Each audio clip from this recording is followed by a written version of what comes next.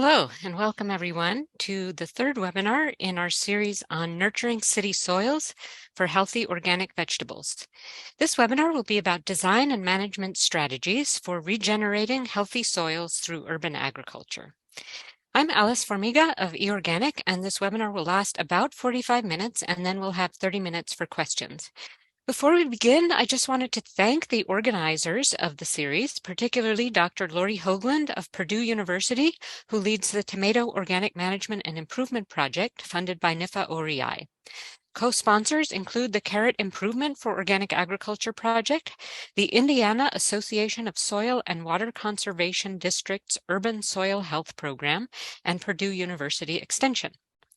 So today, I'm very excited to be hosting Dr. John Taylor, who is an associate professor of agroecology at the University of Rhode Island, and he has a really interesting background.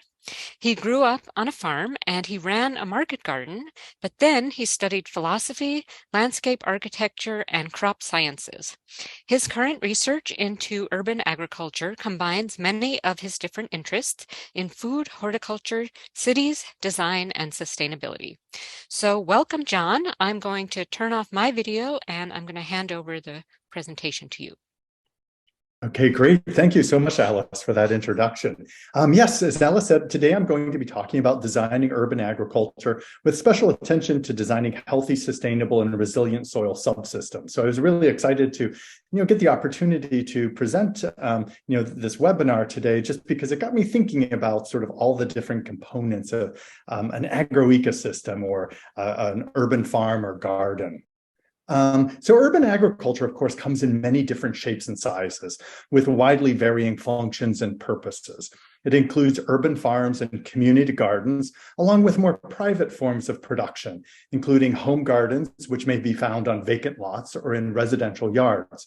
Though often overlooked by policymakers and researchers, home gardens may make a larger contribution to urban food systems than other forms of production. And they've been actually the focus of much of my research, both as a PhD student at the University of Illinois, Urbana-Champaign. I studied backyard gardens and also urban farms in Chicago on the south and west sides. And I continue to do that kind of work here in Rhode Island. Now, urban agroforestry, or combining trees and other woody plants with crops, is a growing area of interest, and which is something that my research is starting to focus on too. And also, there are other forms of controlled environment agriculture, ranging from low-tech high tunnels to high-tech indoor plant factories that we find in urban environments. And also, there are various forms of indoor and outdoor hydroponics and aquaponics also occurring in urban environments. So, some soilless systems too. Now, in this presentation, I'm really going to be taking like a systems approach. I'm kind of like looking at the whole urban farm or urban garden as a system. Because regardless of their scale, level of technological sophistication, or purpose, all of these gardens and farms, all of these growing systems are systems. Now, Meadows defines a system as an interconnected set of elements that is coherently organized in a way that achieves something. And if we unpack this definition, we can see that systems have a structure and a function. They do something. So we can think of a garden or a farm as a complex system of interacting natural and human elements, what we as agroecologists call an agroecosystem. Now, agroecology is really interested and focused on applying ecological principles to crop production, for example, and other forms of agricultural production to make them more sustainable. So in one of these agroecosystems, human elements include farmers and gardeners and various human stakeholders who may be customers, community members, and growers' families too, if it's a backyard garden, for example.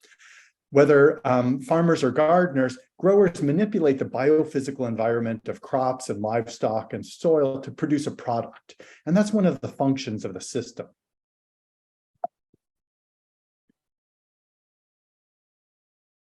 Now, agroecosystems, gardens and farms, are social ecological systems designed to produce ecosystem services or benefits.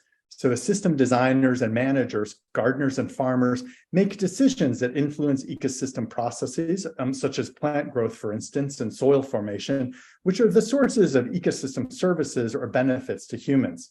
It's important to note that agroecosystems can also be a source of ecosystem disservices. For example, gardens and farms, because of the application of fertilizer or excessive amounts of compost, can pollute urban stormwater, which is a concern because that can lead to the eutrophication or the growth of algae, for instance, in downstream systems. And also soil erosion can occur in these systems too. Now, access to ecosystem services is, of course, always or often restricted. You can't, for example, just walk into a farmer's field and help yourself to their crops. But this notion of a social ecological system really kind of shows the ways in which ecological systems and human systems are interconnected and are the source of these ecosystem services. They're really the foundation of human well-being, according to the UN's Millennium Ecosystem Assessment. And so on the left, we see 4 categories of services, including supporting services, which make other source services, the other services of ecosystems, the provisioning, the regulating, and the cultural services possible. And so the Millennium Ecosystem Assessment really connects these services to the building blocks of human well-being on the right. So we can see that those include, security, basic material for a good life, health, and good social relations, which are the foundation of human freedom of choice and action.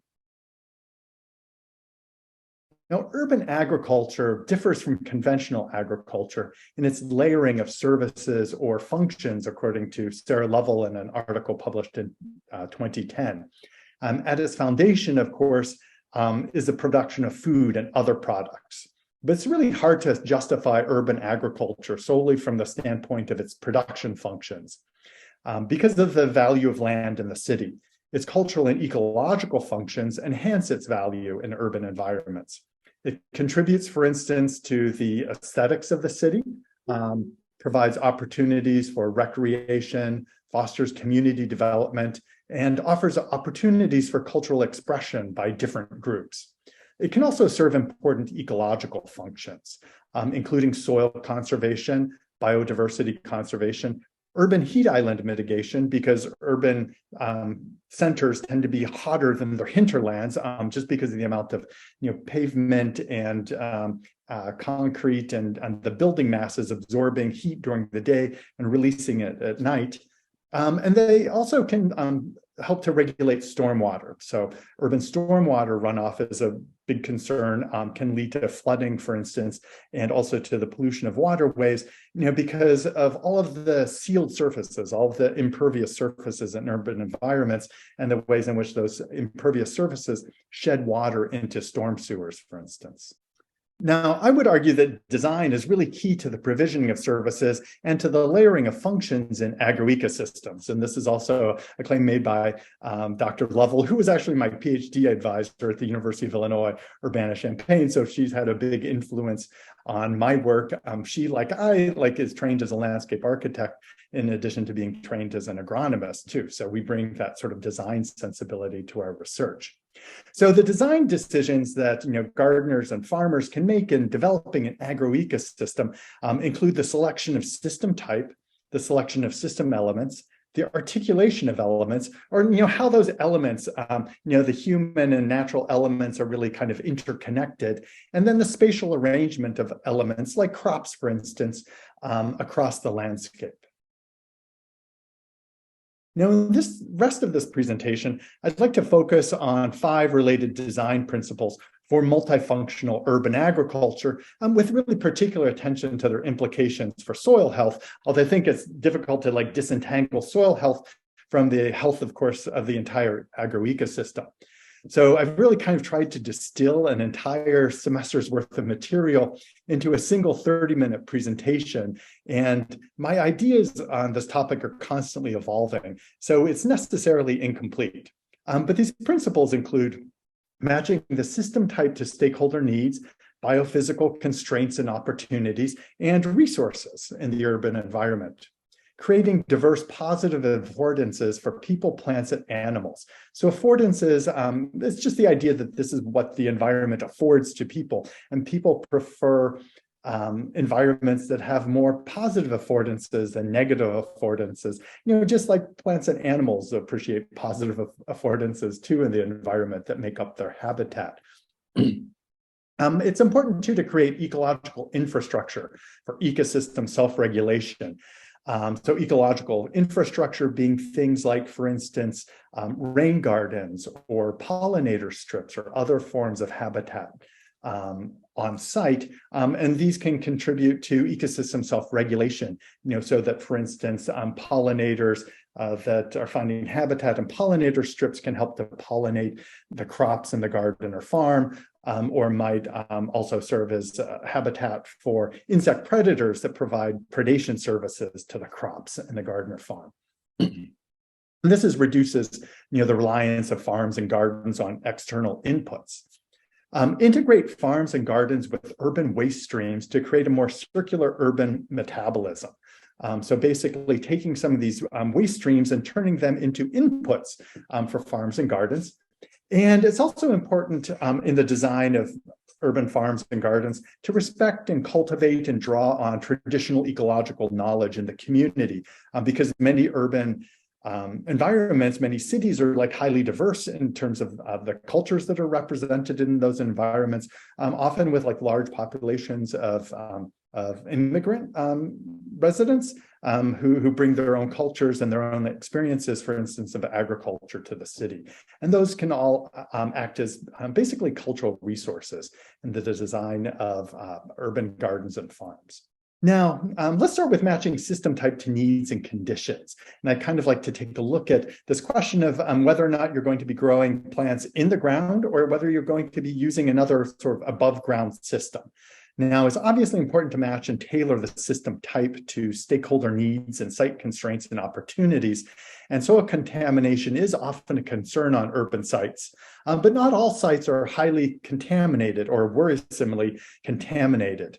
So I would argue that in-ground production in native soils is possible and preferable when contaminant levels are low. So this is a site. These pictures show in sort of an aerial image and also an on-the-ground picture of a site on the south side of Chicago, farmed in usufruct by two farmers. So basically, usufruct means that the site is being borrowed with permission from the landowners, and it's what we would call in landscape architecture an interstitial space, meaning that it's a space between two different uses. It's sort of a leftover space. So on the left, we have a residential neighborhood, and on the right, we have a railroad track and an industrial corridor.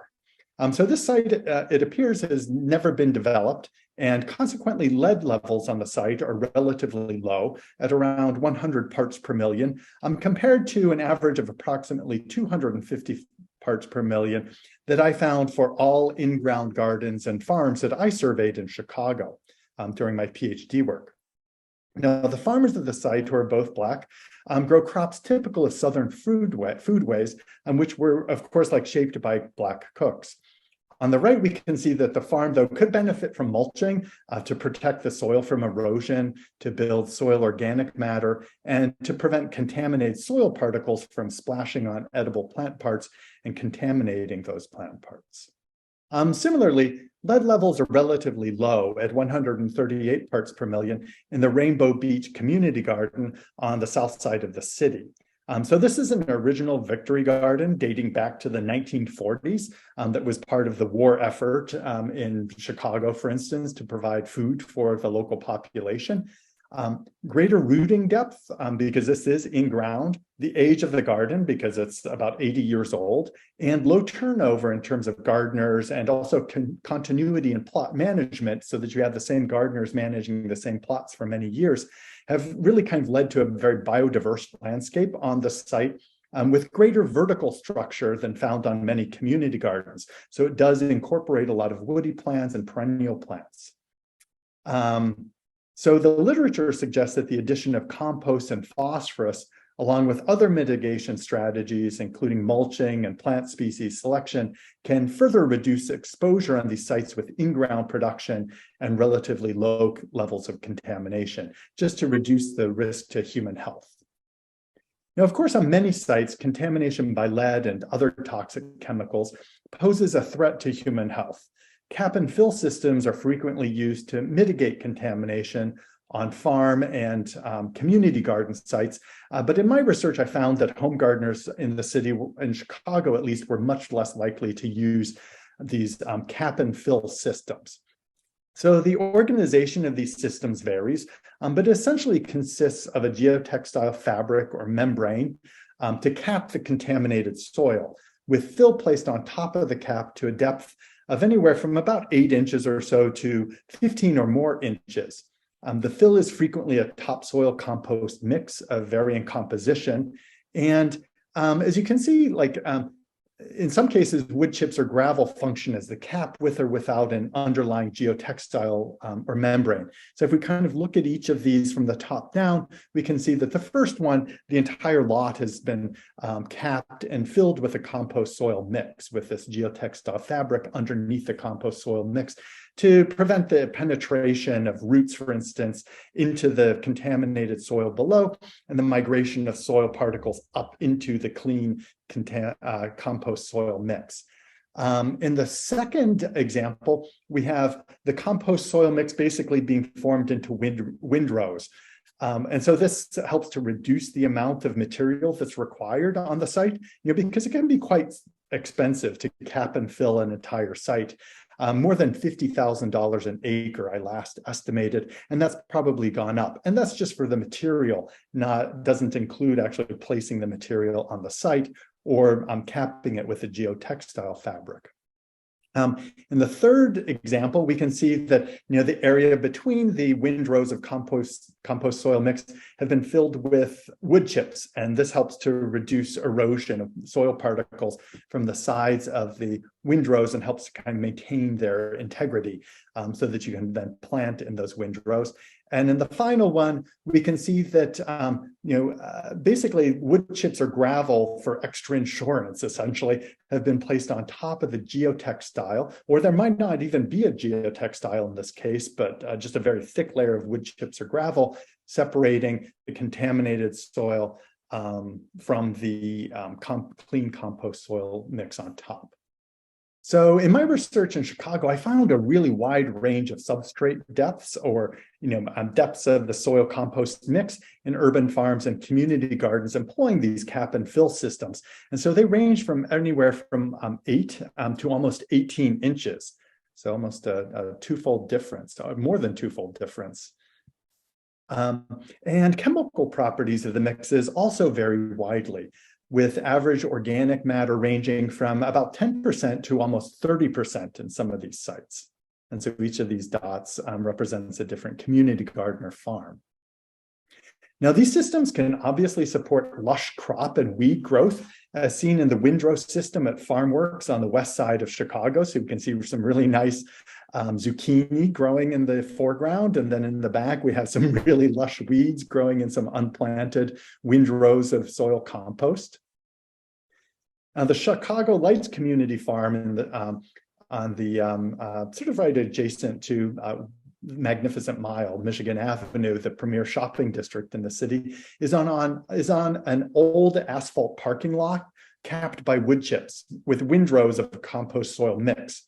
One of these challenges of these systems, when the substrate is relatively shallow, you don't have much depth of compost soil mix, is providing support for plants without piercing the geotextile or membrane, because that would sort of kind of like obviate the protective effect of the membrane. So at Chicago Lights, for tomato variety trial, we had to actually anchor stakes in buckets of concrete, as you can see here, in order to support the stakes. Patchwork Farms in Chicago filled in the space between windrows with wood chips, much like I showed in that diagram of the different cap and fill systems, but then planted white clover in the paths in the hope of making soil, in the words of one of the farmers. This was a decision that they later regretted, because of the difficulty of keeping the white clover from creeping into the planting beds since it is stoloniferous. Now, here at URI, the University of Rhode Island, I was really kind of inspired by the work that I observed, the farms and gardens that I observed in Chicago. And I replicated an urban cap and fill system at our agronomy farm, at our experiment station, as part of an evaluation of different systems of small-scale production. So we used a 50-50 mix of topsoil and yard waste compost, placed in windrows 30 inches wide and 15 inches high. And we later filled the space between windrows with wood chips, following the example of patchwork farms, but it didn't plant clover in the paths. Now, this is one of the cap and fill plots in the middle of the first growing season before we filled the paths with wood chips. And we can see that, growth of the crops, which included chard and kale, eggplant, tomato, edamame, was quite lush. And in fact, data from the study indicate that the cap and fill system, the urban system represented in this graphic by the darkest gray bar, performed at least as well as the in-ground systems for most vegetable crops in terms of yields. And so this graph basically shows marketable yields for these different systems, all of which were in-ground systems, except for the dark gray bar representing the urban cap and fill system. For different crops, for what do we have? 1, 2, 3, 4, 5, 6, 7, 8 crops that were grown for 2 or more seasons. So there's been relatively little work done on the impacts of substrate depth and composition on production, though, except for a 2018 study by Mernecki, Lovell, and Wortman, which recommended a 50-50 mix of compost and soil to reduce irrigation needs. The authors found that the water infiltration rate was 20 times greater in raised beds with compost alone than those with soil. And another problem is that shallow substrate depth or poor substrate quality, based on my observations in Chicago and also in Providence, may limit plant growth. Here we have the Hello Howard Community Garden by the Peterson Garden Project on the far north side of the city. And the beds consist of frames that are basically made of 2x8 pieces of lumber, giving only a depth of like 7 to 8 inches over top of a cap of wood chips. And in some cases, these shallow cap and fill systems, I think, are just going to require more frequent irrigation and fertilization to maintain good plant growth. So we can see in this image that, these tomato plants look like they're really suffering. And I think it's probably just because of the shallow depth of the compost soil mix in these frames. Now, in terms of matching system type to needs and conditions, it's also possible to, of course, produce crops in urban environments under protected conditions. And high tunnels can increase production while conserving natural resources. And we frequently find high tunnels on urban farms where they can increase the productivity of crops that thrive with additional heat. At the Global Refugee Farm in Chicago, for example, a high tunnel provides that extra heat for crops culturally important to the Bhutanese and Burmese farmers who farm the site. And these crops include, for instance, sour leaf or roselle. Commercial scale high tunnels, though, can be too large for small urban sites, such as vacant lots or backyards. And so inspired by these examples of urban high tunnels, we evaluated a smaller scale high tunnel system at the URI agronomy farm as part of a Rhode Island NRCS Conservation Innovation Grant.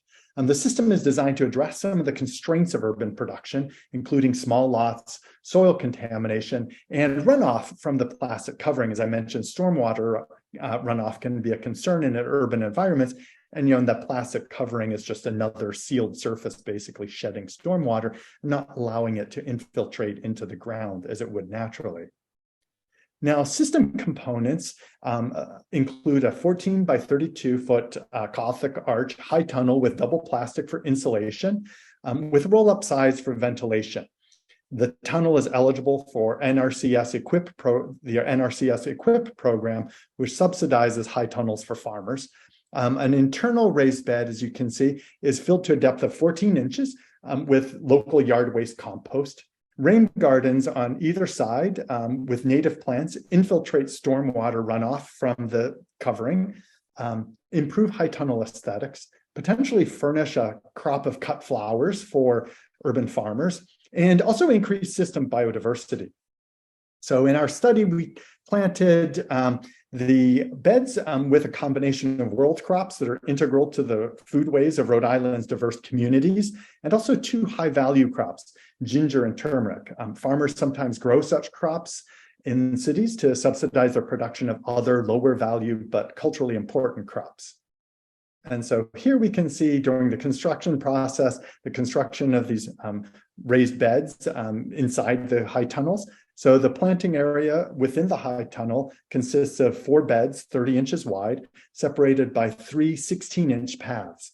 And to reduce material costs, we filled the paths to depth with wood chips, mimicking the systems that I saw in Chicago, for instance, with the windrows of compost and the wood chip paths between.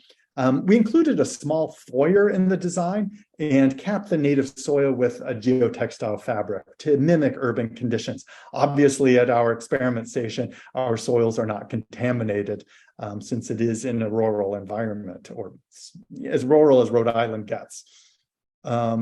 So this is one of the indoor beds the first year. And this is the same bed the second year. I think growth was much stronger in the second year for 2 reasons. I had learned to better manage irrigation in this novel planting medium because we did use 100% compost.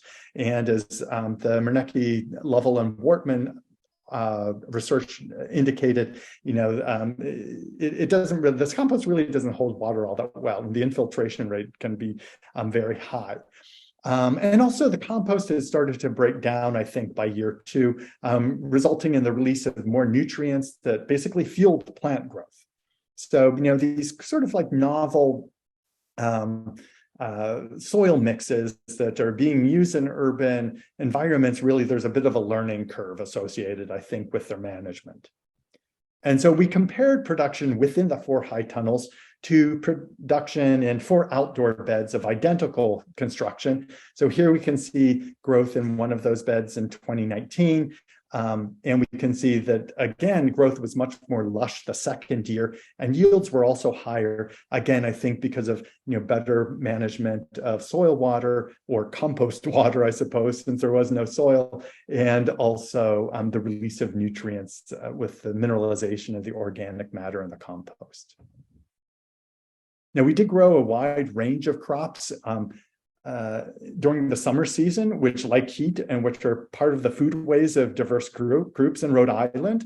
And so these include multiple varieties of sweet and hot peppers, okra, roselle, which we can see here on the right, which is sour leaf. If you're familiar with red zinger tea, for instance, the tea is made from the calyces of the plant. And also papalo, which is a very aromatic herb consumed fresh in Latin America. And then, as I mentioned, we did also grow and evaluate the productivity of 2 high-value crops, ginger and turmeric, which can help to subsidize food production in historically underserved communities, like those in our sort of target audience in Providence.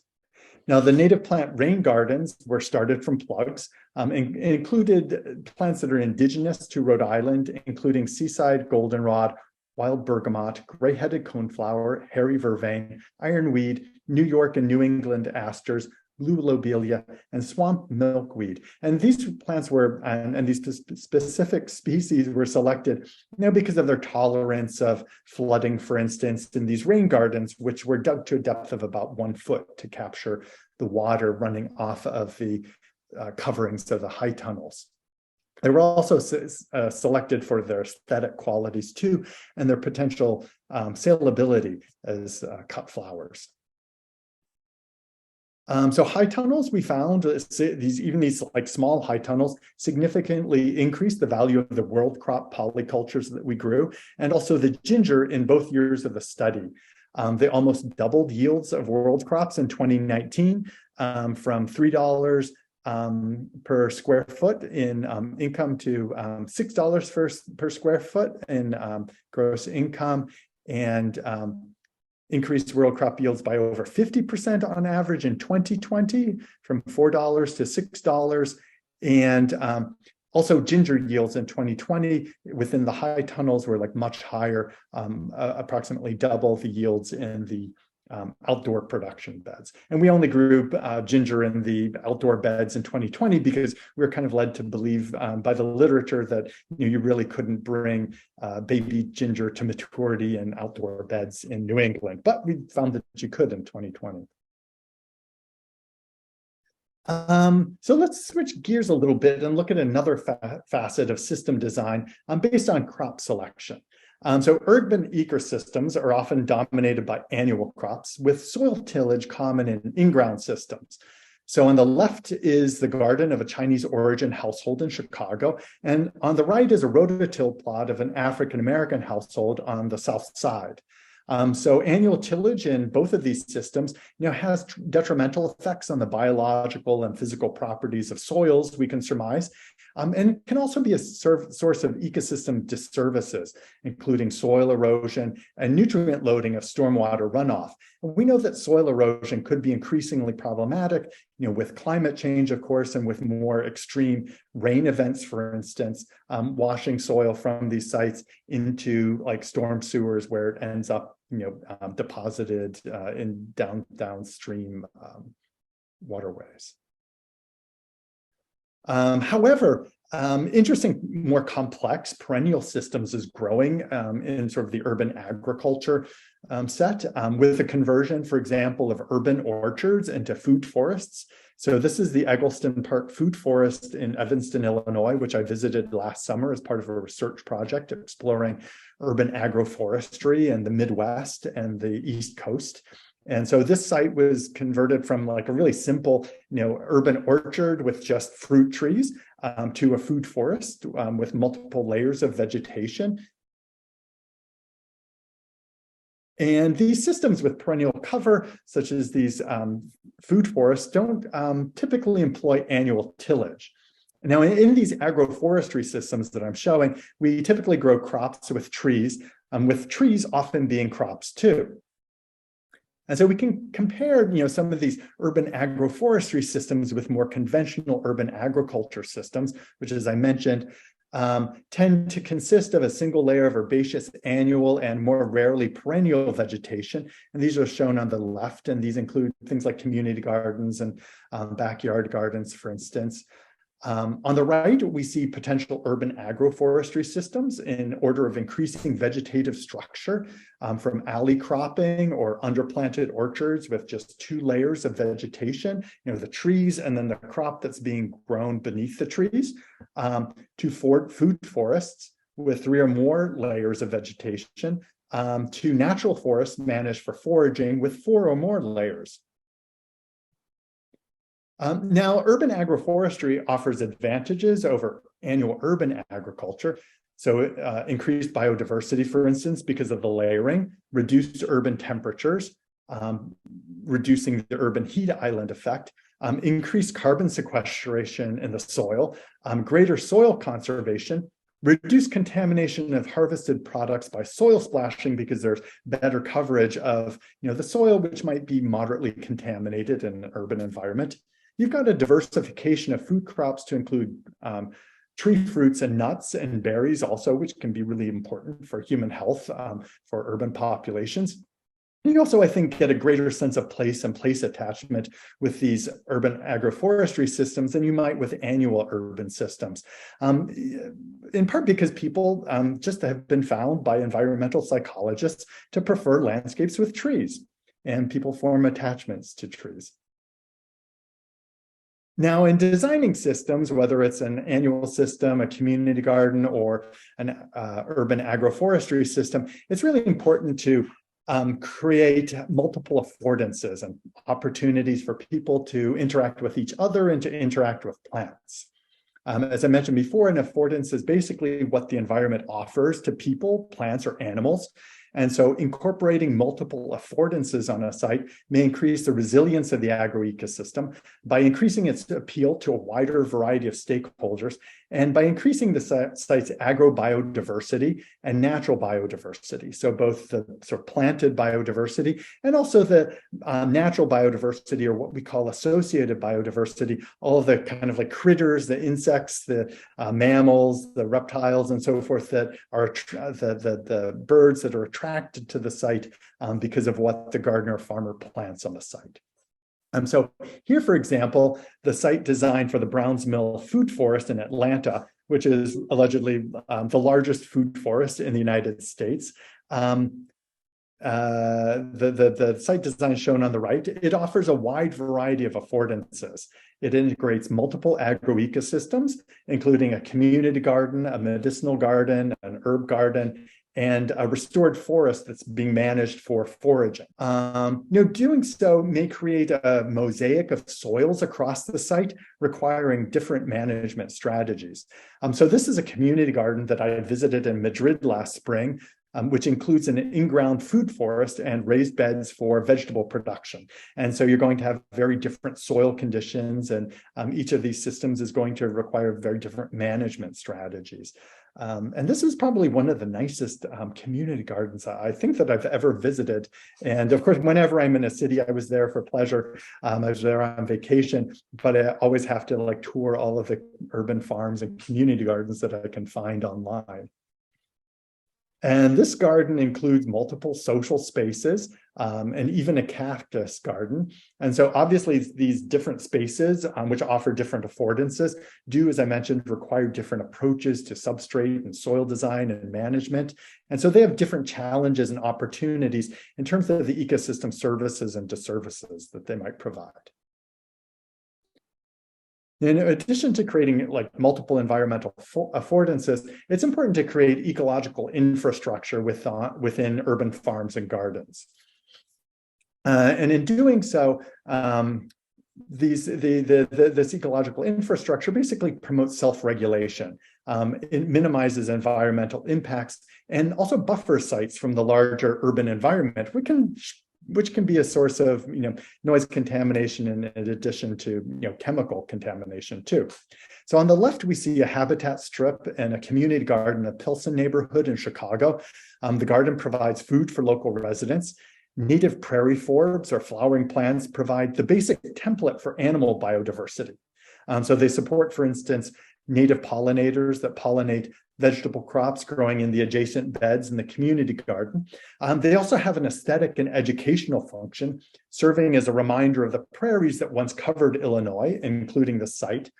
And they also protect the soil because they're perennial cover. And if the strip is designed properly, help to infiltrate stormwater by acting as a rain garden or as a bioinfiltration swale. On the right is a strip of intentionally planted native woody and herbaceous plants that helps to buffer patchwork farms in the city's west side from an alley along the southern edge of the farm, again, serving like multiple purposes, supporting biodiversity, helping to infiltrate stormwater, and so forth. Now, properly sited multifunctional swales around urban agriculture sites could reduce stormwater pollution from those sites, particularly those employing cap and fill systems. Since these cap and fill systems are basically elevating the farm or garden site above the natural soil level. So this is the Sweetwater Foundation's farm on the south side of the city. I visited it about 10 years ago before the foundation took over the site. And I wish I'd gotten a picture at the time, but I couldn't find it in my photos. But this is just an image from Google Earth. So the site was capped and filled, and it was filled to a depth of about 18 inches above the existing grade. And when I last visited the site before Sweetwater took it over 10 years ago, it was obvious that there was like lateral flow of water. So there was water that was percolating through the compost soil mix in the cap and fill system, and then sort of hitting that probably geotextile fabric and then flowing laterally across the sidewalk and into the street and then into the storm sewers. So multifunctional swales along the edges of the property, of a property like this, could capture that leachate and reduce nutrient loading of stormwater, or the flow of environmentally problematic nutrients like nitrogen and phosphorus into urban stormwater. Now, environmental psychology and the work of Joe Nassauer and others tells us the aesthetic appeal of messy ecosystems like these ecological infrastructure features like bioswales and rain gardens and habitat strips can be enhanced by incorporating cues to care. So people may find these to be messy and to be sort of culturally undesirable in urban landscapes because they violate people's sort of aesthetic expectations for urban environments. There's, of course, a preference for lawn and pretty flowers in urban environments. And so some of these cues to care that show that these, examples of ecological infrastructure are actually intentional and are being cared for by people include mowed borders around the infrastructure, framing them with low fencing or other hardscape, enrichment with colorful native flowering plants, massing plants by species so that they're not intermixed, contrasting plants, textures, and colors, addition of garden ornaments, sculptures, bird feeders, other forms of environmental art, and sometimes also a formal layout too, rather than a naturalistic site design can function as a cue to care. And so an additional form of ecological infrastructure would be cover cropping. And this is really kind of rare in urban agriculture. So we can think of this as an ephemeral form of ecological infrastructure that exists for just a season. But however, it has many benefits. So it does protect soils from erosion, supports soil biodiversity. Cover crops capture nutrients that are in the compost soil mix or the native soil on the site, and also add organic matter to the system.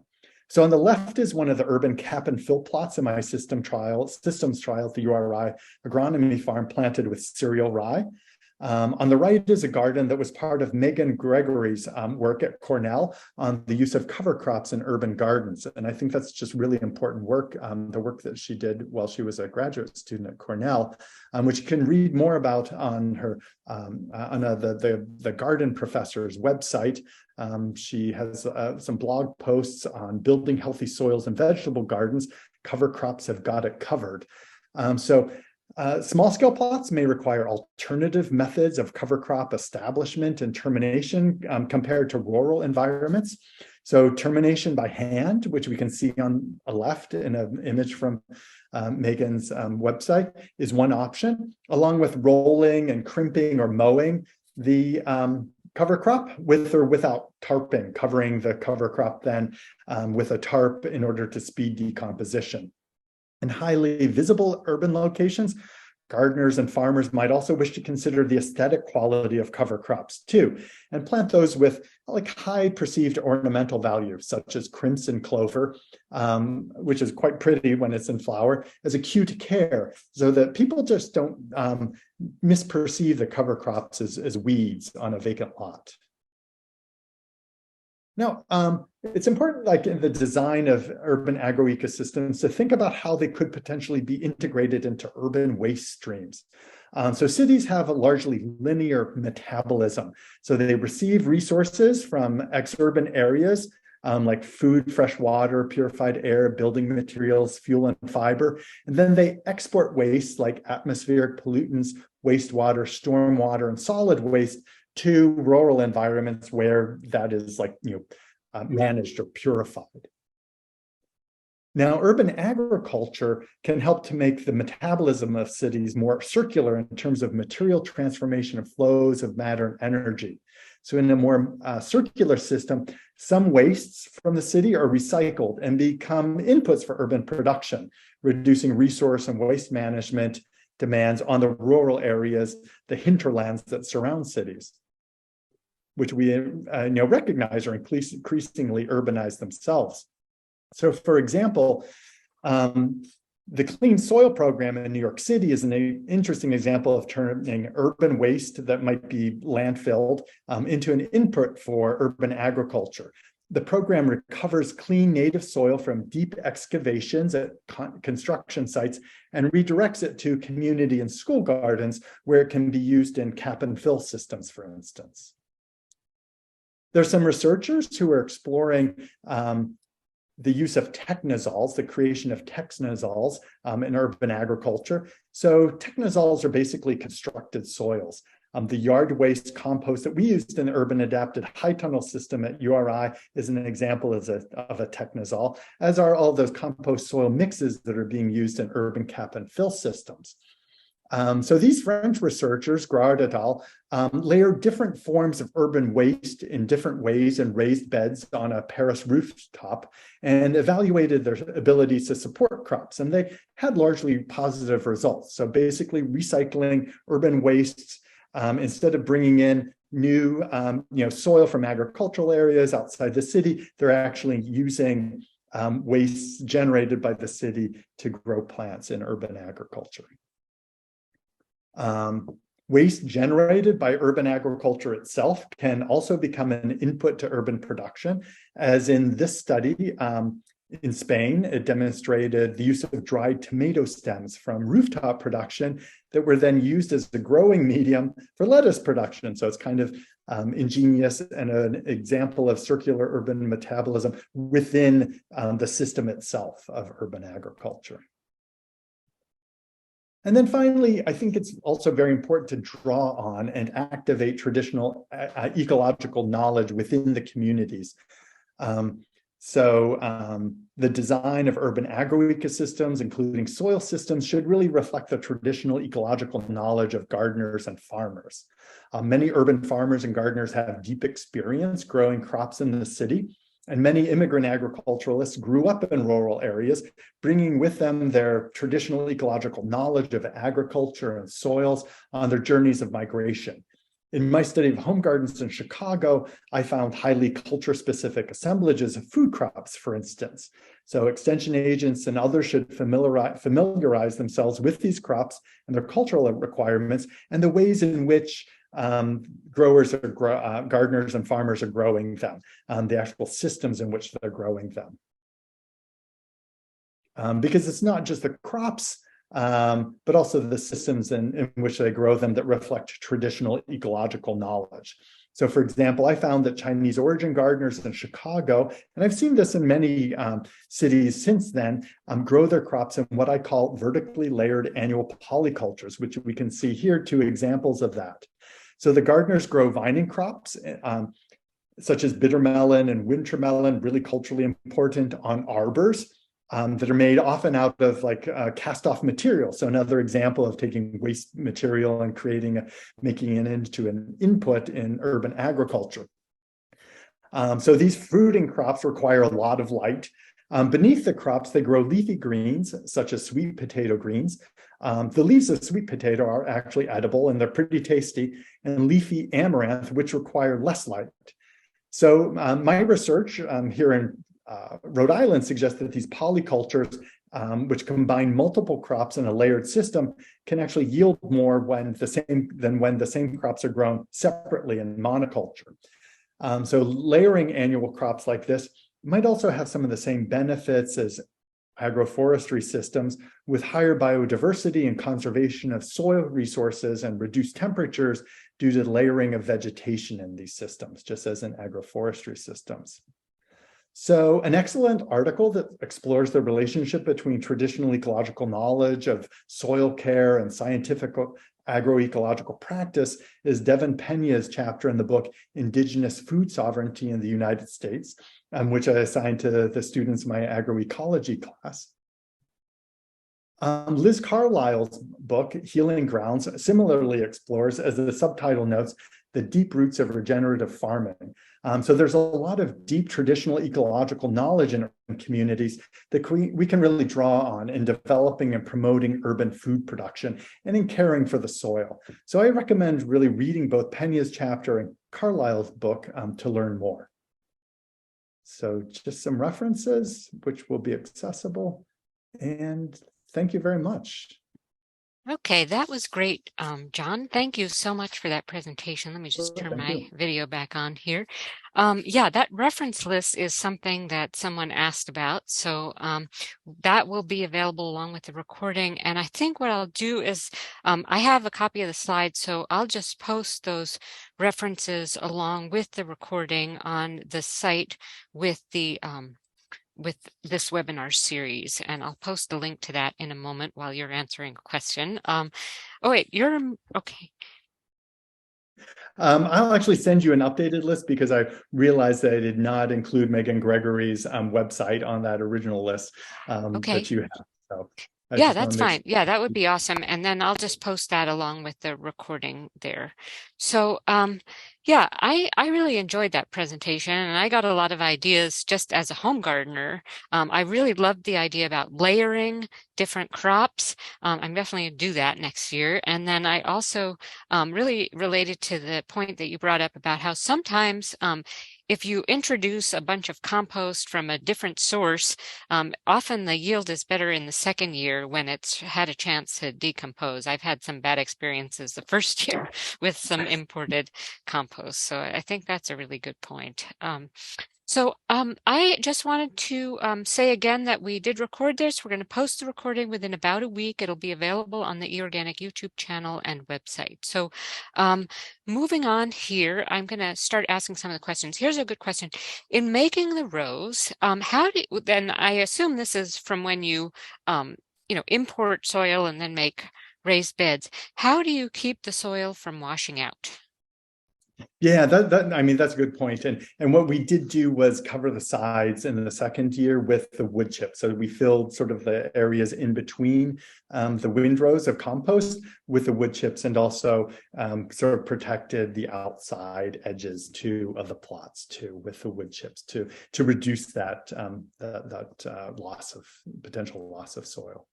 One thing we did notice, like with the urban high tunnel experiment, was that, as the compost decomposed, it started to settle, and we started to lose volume. And so I think at this point, this is the fourth year, it's like half the height that it was before. Yeah. So now it's only about 7 or so inches in depth, whereas it was initially 14 inches. So I think and we use 100% compost basically because it was a really wet year when we set up these high tunnels, and the provider of the compost had problems getting like a third party to mix the compost with soil, because we were going to do a 50-50 mix, and that's what I would really recommend, is a 50-50 mix. Although our extension agent thought that, at the time, he's no longer at URI, he was a very smart guy, but he thought that the 100% compost wouldn't work, but it obviously did. Certainly the second year it supported really good production. Okay, great. Let's see, we have a couple of questions coming in here from Cheryl about the high tunnel, where you had that rain garden on the side of the high tunnel. So I guess I'll just sort of read all of them here related to that, and I can repeat them if needed. With the high tunnel side growth of flowers, did they inhibit the airflow into the high tunnel? They look like they're growing really high. And then also, did the pollinators enter the high tunnel? And if so, how did they get out? Sure. Some really good questions. And in fact, those like crops did, like, by the third year get like quite tall. And they also started to seed into the high tunnels too, which is a problem I didn't note in this presentation. But I would probably in the future, experiment with like even shorter native plants, or actually what we did this year was we cut them in half in June in order to sort of limit their growth. And they were much more controlled this year after we cut them their growth back in half in June.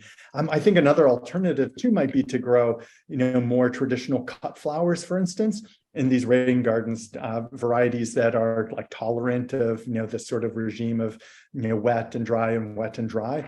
And will still provide some, definitely aesthetic services, but also potentially some pollination services. And yeah, definitely, I think that, the pollinators did enter the tunnel, and I didn't notice that there were like large numbers of pollinators trapped within the tunnel because generally during the summer when the native plants were in flower, we keep the sides open. Right. Okay, great. Let's see. This is a question from Katie. Does anyone know of an urban soil scorecard? We want to make one at Michigan State University. That's a really interesting question, and I don't know of one offhand. Okay, well, Katie maybe can make one. Should say. So yeah, let us know, Yeah, Katie. there are many, so many things, to think about with urban soils in terms of, the different characteristics in which they could be evaluated, because so often they do contain, not just contaminants, but also, construction debris and so forth. Okay, yeah, if anybody makes one, it would be really interesting to hear Yeah. about it. Okay, where recycled waste, okay, let's see, where, let me just make sure I understand the question here. Where recycled waste products were used in layering as soils, what is the benefit of layering versus mixing those products? I have encountered water issues with different layers that have different porosity because of water surface tension behavior. That's a really interesting question, and I would probably have to go back and read that article. And I'm not sure why they did do that layering. I know that you can get like, and I think this is what the person who asked the question is sort of pointing to is, you can get those perched water tables when you've got changes in porosity, and so there can be infiltration issues, which is an interesting question. But yeah, I'm not sure. Okay. Let's see. Also from Laura, where was the site that had the Bhutanese and Burmese gardeners growing roselle in the high tunnel? Oh, sure. That was on the north side of Chicago. And so that was a really interesting project that was started. We talk about like the different ecosystem services that urban agriculture provides, but it was started basically as a social service project, because to address high rates of suicide among Bhutanese and Burmese immigrants to the city. Hmm. Okay. Let's see, from Barbara, please explain how long the compost was aged and what the basic components were. We have some farmers using unfinished compost, which does not retain water, as well as compost that's aged for a year before using. It seems that many people have different definitions of compost. Yeah, no, that's a good question, and we used compost that was right from the Rhode Island Resource Recovery Corporation, and so it is sort of made from yard waste compost collected across the state, and it is sort of an industrial type compost production facility, and I quite honestly, I'm not sure what their criteria are for when their compost is finished, but definitely I would say that 1 year aging would have been beneficial, because we did find that the second year we did have much greater growth, and in fact the first year we even applied some fertilizer because the plants clearly looked like they needed nutrients. Yeah. Okay, it's kind of a related question from Doug here.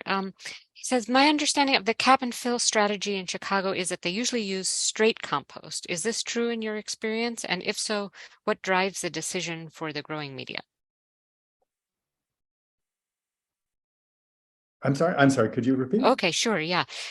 Okay, so his understanding of the cap and fill strategy in Chicago is that they usually use straight compost. So in other words, not mixed with anything else. Is this true in your experience? And if so, what drives the decision for using that growing media? Yeah, so I'm not really sure. Like frequently, I do think that they are mixing their compost, based on the soil organic matter percentages with other materials, like generally soil, and it does vary. And part of it might just be because of the weight issues too, and also cost. I think is probably driving. Yeah. Okay. Here's a question. Oops. Okay. Here's Sorry about a, that. oh, no problem. Okay, it's from Christine. This is, let's see. Is there a good way to assess and maintain imported growing material over time? In other words, can growing media used in raised beds have their health assessed the way we assess soil health in the field? Hmm. Yeah, that's an interesting question too, and I'm not sure. Yeah, there's so many variables, probably as Right. well. So Yeah, I don't know of a lab or anything where you can send growing media to have kind of an overall Yeah, I health mean, definitely assessment, like with but compost in yeah, general, you hmm can. And you so, could. from our cap and fill systems, for instance, here at the agronomy farm, we did, send those Okay. into a lab in Ohio for analysis. Okay, yeah, so you could at least get a nutrient analysis Definitely, there. yeah, nutrient analysis, yeah. Yeah. Okay. In designs where wood chips are used between rows, how long do they last and how often do you need to replenish them? Yeah, so they definitely start to subside, I would say, by the third year. And so I would suggest starting to replenish them at that point. Okay. Let's see. Michael chipped in here and said that you can send in soil samples to labs, but there's often a lot of organic matter in the samples, and that can really complicate things on the lab side. Right, Yeah. right. Okay. So let's see. A question from Eric. Are there any types of wood chips to avoid when sourcing wood chips? Ooh, that is, yeah, I actually don't know, to tell you the truth. Um, yeah, whether, there's that sort of whole issue, whether there are certain trees, with the wood chips, like, might contain allelopathic chemicals. But then I think that there's also been research that's shown that that doesn't really affect plant growth or affect plant growth that much. So, Okay. Let's see. Also, a comment from John here. Penn State University Soil Test Lab and others test compost and soilless media. Okay, so that's great. So it sounds like there are a lot of places that you could send your compost to have it yeah, tested. definitely. Okay. So a question from Brian. Is the Chicago system using biosolids or sewage sludge to make their compost? And if so, how does that factor into soil health and contaminant remediation? Yeah, in Chicago, I mean, I never like, really like, when I was doing research there, like, traced the sources of any of the media that were being used in these urban farms and gardens. But, in Chicago and in Rhode Island, definitely it is all yard waste compost. And so it does not include any biosolids. And in fact, the compost that we used was organic certified compost. Okay, great. Okay, another question from Cheryl here. Are the agroforestry systems that you observed supported financially by municipal funds? And are there paid managers or is it all volunteers? Um, That's a good question. And I haven't looked that closely at the management of these sites, but many of them are supported by volunteers, definitely. And it seemed that the most successful sites, sort of in my survey of probably about, I've visited maybe 40 agroforestry sites, definitely those like with a really strong volunteer network seem to be the most successful. Oh, the one in Georgia looked so beautiful, and the same with the Yeah. one in Spain. Really nice. Let's see. Are there any concerns with perennial weeds breaking through the fabric layer when using cap and fill, especially when filled to less than a foot high? Not that I have noticed any issues with that. And we certainly, like, we didn't on our site and our experimental plots, although those were to a depth of about 15 inches or so. Um, I think it's, important to use like a good landscape fabric, also a good geotextile fabric. Okay, we have a question from Anandi here. She says, or it says, wonderfully informative, John. So happy to see more regenerative practices becoming a common way of growing. I'm building a little food forest in my yard in New Orleans and excited to see it come together. We used all the organic waste to build up a decomposing pile for growing a new bed for subtropical trees and other layers. And they're also working with farmers in Louisiana who haven't practiced growing polycultures yet. They are growing naturally. What do you recommend for easing them into something totally new? Oh boy. Exciting. Yeah, that is like a good question. I mean, there's obviously like always a learning curve, with the development of polycultures. Definitely, I've just been very kind of like humbled by, doing experimentation with agroecological systems. And I would probably start out slowly with relatively simple systems before, making them more and more complex and adding more and more layers to them. Because management of those systems does increase, and it takes a long time to acquire knowledge too of those systems, and how they'll react to changing environmental drivers from year to year. Okay, great. So another question about wood chips from Julie here. Are you testing wood chips for petrochemical, herbicide, or pesticide residual contaminants? We did not, like in our work here in Rhode Island. And our wood chips actually came from campus too. Okay. So we were fortunate in that respect. Okay, question actually a comment from Susan. We use low tunnels that are no more than 3 inches high to increase temperatures early in the season, but the plastic can be removed later as the heat increases. Okay. Okay. Let's see. Okay. Let's see. In the Seattle Pea Patch program, they have rooftop parking lot garden called UP Garden. We had to create an artificial soil mix to meet weight parameters on the building. What are some resources for more information on the techasols you mentioned? Oh yeah, those technosols. That's a good question, and I could maybe rustle up some sources that you could maybe post, Alice, if that were possible. Okay. Yeah. Yeah, and that is obviously, a real concern, like in urban rooftop agriculture, is the weight of the substrate. And of course, you need like adequate depth in order to, grow crops.